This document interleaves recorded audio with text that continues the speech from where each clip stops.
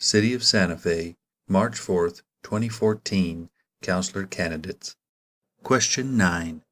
How much control should the next mayor have over the City of Santa Fe, and why? Carmichael A. Dominguez. Although I believe in having a full-time mayor, and that is a mayor that will work 40 hours a week, a mayor that doesn't have to have 2 jobs in order to survive, and the mayor that is available to the public and to the city government at all times, I believe that we do not need to have a mayor, or we should not have a mayor that has as much power as the strong mayor proposal has.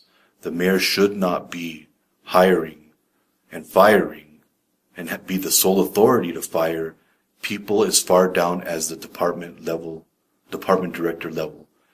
I believe that the mayor, although needs to have some authority, that giving them the ability to be the sole person to fire those folks does not give the city council or the governing body and their constituents the kind of authority they need to make sure that resources are being spent equitably and that resources are being spent appropriately.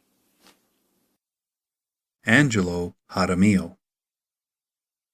I am not in favor of a strong mayor form of government, and the reasons are several. One is that Santa Fe has had a historical trend of becoming a town just for rich people, for the high end, for those that can afford to live here, to retire here, to own second homes here. As a result of that phenomenon, you have a broad business base that is interested in turning the city government into a corporate-like structure to where you have a mayor as a CEO that is going to have almost full authority to make a lot of decisions affecting staff and governance and other initiatives. What that does is that takes power away from the people. And it takes power away from the people by taking away the power from the representatives that they elected to sit on that governing board, meaning a city councilor.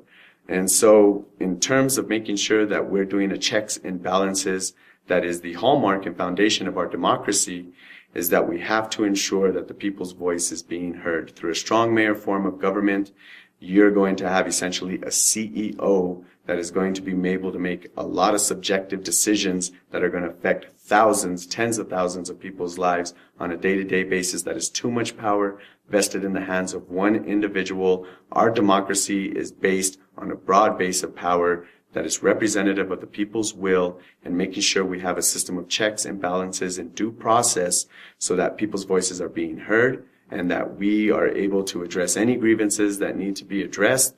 And I do not feel that a strong mayor form of government is going to be able to do that, and it won't be effective, and it will lead to corruption.